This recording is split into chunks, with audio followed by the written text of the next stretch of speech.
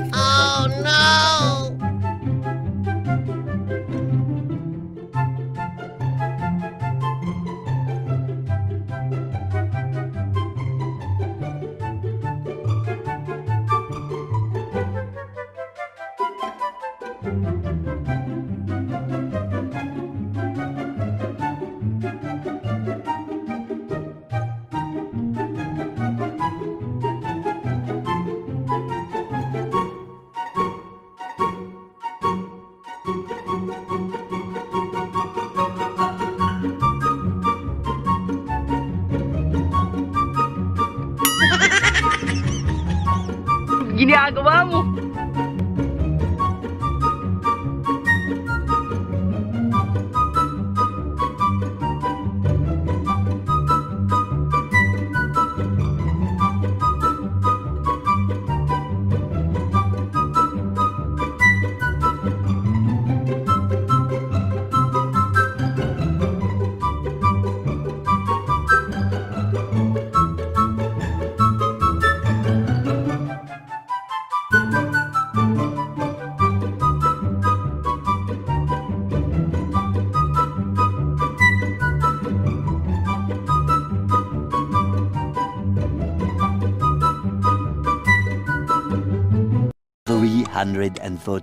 minutes later.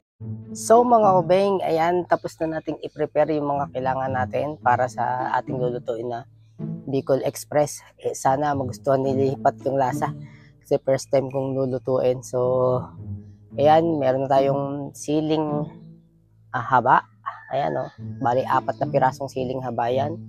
And then siling maanghang, ayan, yung labuyo to, 4 din. Tapos meron tayong alamang. Tapos bawang sibuyas, igigisa lang natin yan. And then ito yung ating inigang mga gata. Ito yung kakang gata, yung kaunahang piga. Ito mga obeng, ayan.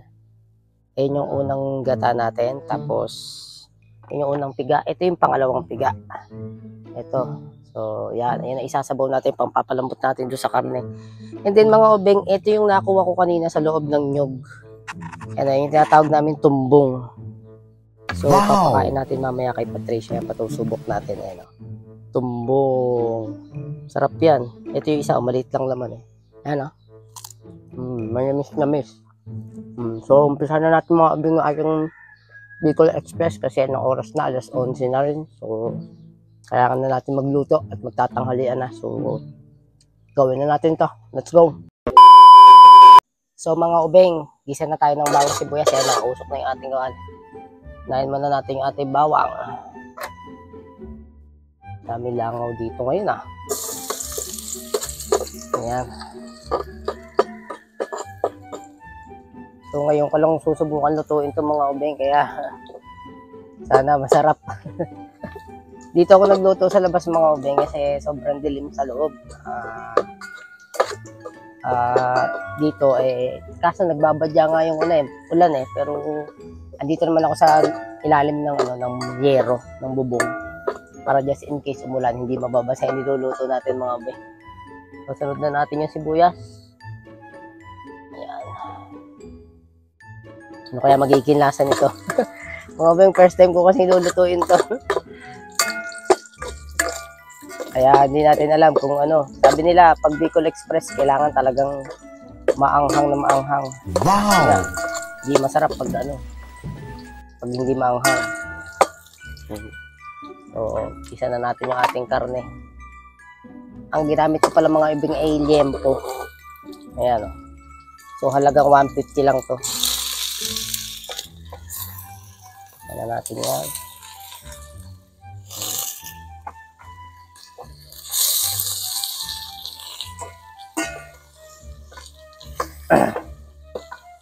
Yan. Bigyan natin ang mga pampalasa. Bigyan na natin ang paminta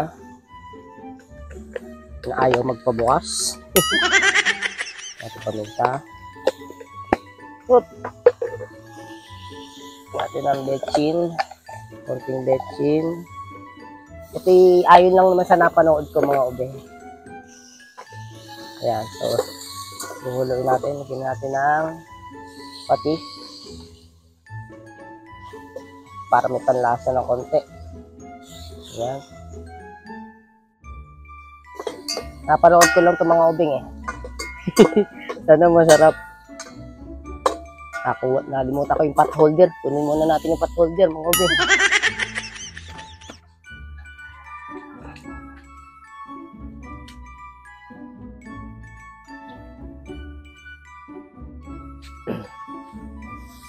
Alright, I'm back.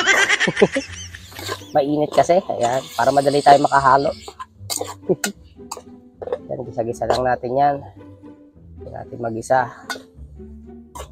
Ibinukod ko mga ubing yung ano mga taba sa laman. Kasi si Patricia, hindi masyadong nakakain ng taba. Kaya yung laman, ibinukod ko ng binukod. So, sama na rin natin itong sili. Ito munang berde. Isa natin yan. Then, sama na rin natin yung siling labuyo. Ayan. Oh, Diyos ko. Naaamoy ko na yung anghang mga ubi. Grabe. Oh. Oh my God. Grabe sa sili, oh. Anghang nito. At pala, dinagdagan pa natin ng sili. 4 na pula lang yung sinama ko. Niisip ko kasi meron ng siling berde. Kaya 4 lang din yung inano kong siling pula. Pero tingin ko maanghang na to. Ayan. Sagisa lang natin. And then pag nagisa, saka natin ilagay yung pangalawang gata. Pangalawang gata mo lang ilalagay natin. So, hintayin muna natin mag-isa. Dami langaw, oh. Grabe. Ito na lang, meron akong pangontra ng langaw. Ito, oh. Meron akong incense, mga ubeng. Ito, ginagamit namin sa bahay, eh. Pangpatay ng lamok. Ayan. So, gisa-gisa lang natin to. Then, lagay na natin yung, yung pangalawang gata.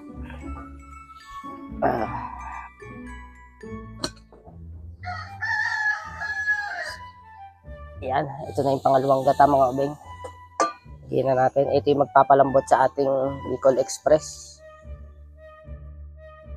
Yan, hindi natin ilalahat. Sobrang dami naman. Ayan, hintayin lang natin siyang kumulo. And then, yung kakanggata naman, yung pinakakakanggata ang ating ilalagay kapag kumulo na siya. Yan. Pag kumulo, saka natin ilalagay yung alamang, or pwede na rin natin siguro isama. Ayan, isama na natin. Kunting-kunti lang daw talaga dapat ang lagay. Ayan, so hintayin lang natin siyang lumambot, kumulo. A few moments later. So mga ubeng, ayan na po si Patricia. Gising na po siya. Ayan. So may papatry lang ako sa kanya. Kagaya na sinabi ko sa inyo kanina mga ubeng. Itong tumbong. Ayan. So love tikman mo ito. Promise ang sarap. Huwag mo lang kakainin itong dulong to matigas. Ito lang, ito kainin mo. Masarap, promise. Ito mo ako, oh. Oh. Yan yung laman yung nyog. Ay, hindi mo pa kamo natitikman yan eh. Tikman mo na. Ang sarap, promise. Dali, try. Prasong kagat lang. Masarap yan, promise. Tumbong, kung tawagin. Hindi mo, parang bulak yung tsura. Dali niya. Pagatin mo lang para malaman mo. Hindi kita pa kakainin. Oh, dali, oh. Go, go, go, go. Kainin mo, masarap. Laman yan ng nyog. Tumbong. Yung pa kayo mas malaki, oh. Yan yung nakuha ko doon sa unang biniyak ko, maliit laman. Yan, sige. Tikman mo. Habang nakulo na yung ating Bicol Express. Go. Go. Go. Go, Patricia. Go, Patricia. Tikman mo, masarap, promise. Tignan ni Lolo ko. Mga obeng nailams ko sa bibig ko yung kamay ko. Naalala ko, humawak nga pala ako ng sili. Oh shit, not good. So, ayan, kumukulo na yung ating Bicol Express. Hinahinaan natin ang apoy. Napakalakas. Ayan, mahina lang. Ayan, kumukulo na siya. Tikman natin kung anong klaseng anghang meron. Tikman natin kung sakto na yung anghang niya. Tikman natin.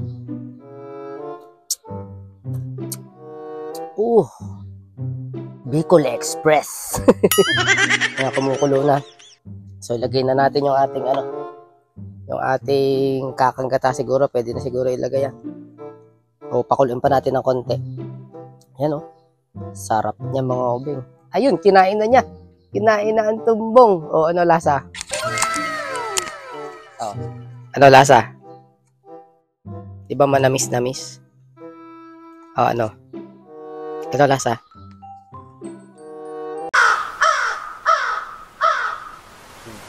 Dinadamdam niya pa, mga obeng. Napakiramdam niya po yun. Nasarapan na. Inubos na yung isang buong binigay ko. Ano lasa? Diba manamis-namis?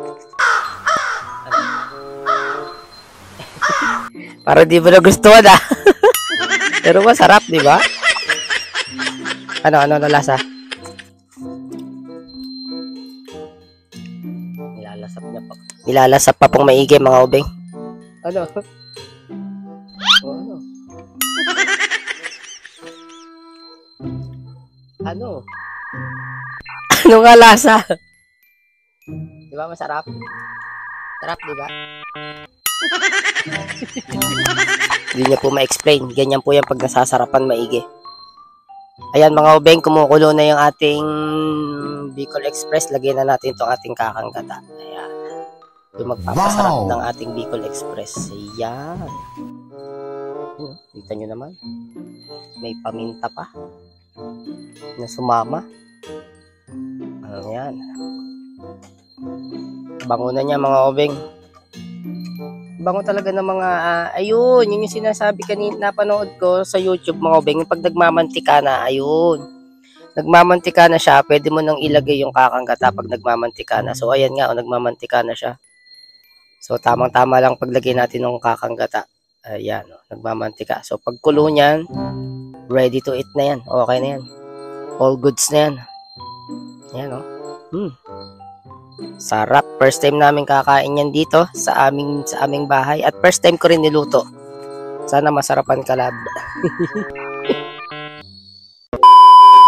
So, ayan, mga obeng. Luto na po yung ating Bicol Express. Ayan. Gusto ko kasi ni Patricia, medyo may sabaw. So, ayan, hindi natin iniga. Meron siyang, siyempre, doon yung pinakalasa ng gata, kaya hindi natin iniga. O, may pa-soft drinks pa. So, lab, tikman mo na kung ano lasa niya ng ating niluto kong pachambang Bicol Express. Kasi ngayon ko lang niluto yan eh. Tikman mo na. Kung ano lasa.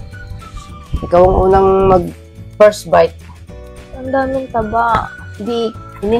Marami akong hiniwalay na taba dyan. Hiniwalay ko sa laman. Maraming ding laman yan. Yempo yan eh. May pinakalaman yan. Ito, ganyan to, purong laman. Dami ko hiniwalay dyan. Ayan, purong laman. Oh, di ba? Ayaw niya nga po kasing kumain ng taba, mga obeng. Hindi naman sa nakaano siya sa taba. Siyempre, umiiwas lang. O, di ba? Habang bata, alam niya na agad yun. O, babap mo ko, may darating, mga ubing. Nalaglag po ang tinidor. Pag tinidor, babae ba lalaki? Lalaki. Yan, bumagsak po ang tinidor, may darating. Klaseng makikitang halian din. O, tikman mo na. Kung sakto yung anghang, kulang ba yung anghang, pero tingin ko anghang yan. 4 na siling habayan, tsaka 4 na siling pula. Diyos ko po naman. Ganun talaga ang Bicol Express. Kapag hindi maanghang, hindi Bicol Express yun. Ano? Ginataan. Ginataan lang. Ganun talaga Bicol Express, kailangan maanghang. Dapat kay mami mo pa kaka. 4 yung ginawa kong 4 na siling haba, 4 na labuyo. May 4 dapat. 4 dapat. O gano'n, tikman mo na. Yung anong lasa, para malaman na kung pwede na tayong sa balang araw, magtinda ng mga ganyan-ganyan. Sinubukan ko lang po mga ubay kasi request niya po, ayan. Na, Hindi talaga ako nag-request. Ikaw lang talaga nag-big. hindi, di ba sabi mo rin, parang masarap din ng Bicol Express. Ang Tapos, sabi, hindi pa ako nagluluto. ang sabi ko, Hindi pa nagluluto. Hindi pa ako nakakapagluto niyan. So, sinubukan ko rin. gusto ko nung may mga gata. Ayan, may gata yan. Tatry ko yung one time yung nakita kong luto ng lola mo. Yung manok naman na may gata. Yun, hindi ko pa rin naluluto yun. Nakita ko yung Adobong pagluluto. puti yun. May gata siya mga ubing eh. Ang way niya ng pagluluto is para ka din yatang magtitinola or mag-aadobo. Pero lalagyan mo ng gata. Lutong Bulacan kasi yun. Yun. So, susubukan natin yun one time mga ubing. Yung manok na may gata. Tinikman ko, kumain ako dati. Grabe, ang dami ko nakain. Ang sarap ng manok na may gata. So, ito nga Bicol Express. So, ngayon ko lang niluto. Testingin natin kung anong lasa. Ano yan, pachamba. Sakto yung anghang niya, maanghang nga eh. Kaya nga Bicol Express, di dapat maanghang. Meron nga sa kanilang ice cream sobrang anghang sa Bicol. Ice cream nila, maanghang. Yun, So, sakto mga ubing Pagkatapos kong magluto, tsaka bigla umulan. Naulan na, nag-uumpisa na. Go na, first bite. Teka lang naman. Excited na ako kung ano lasa Ayun ako, moment of truth, mga ubay. Alam mo naman, nahihirapan akong kumain. Singaw po kasi siya, mga ubay. Ayan, go. Ten. Parang video okay lang, Ano? Kamusta lasa? Goods. Rate 1 to 10. Anong rate? 1 to 10 rate. I-rate mo ng 1 to 10. Nasaan yung singaw ko? Rate mo ng 1 to 10. Lagan kasi ng anghang yung singaw ko Sakit yan. Rate mo 1 to 10. Anong lasa? Tama lang. Anong rate? 1 to 10 nga mag-rate ka? Anong tama lang? 1 to 10, ha? 10 pinakamataas, syempre. Dito Wow, 10! Ibig sabihin, pasado mga ubeng. Ayan, Okay. Ibig sabihin, pwede na akong magluto ulit ng susunod ng Bicol Express. Nachamba natin, mga ubeng. So, yun lang mga ubeng. Magtatanghalian na kami kasi anong oras na? 1:00 na rin pala. Anong oras na ako nakatapos magluto, mga ubeng? 1:00 na pala, So, magtatanghalian na kami, mga ubeng. Maraming salamat ulit sa panonood. Sa walang sawang panonood. Ayan, kung bago ka pa lang sa aming YouTube channel, please click the subscribe button and the notification bell para updated po kayo sa aming mga vlog. Ayan, please like and share, mga ubeng. Ayan, maraming salamat po para mas dumami pa tayo hanggang sa susunod na vlog, mga ubeng. Thank you so much and God bless po sa inyo. Bye-bye!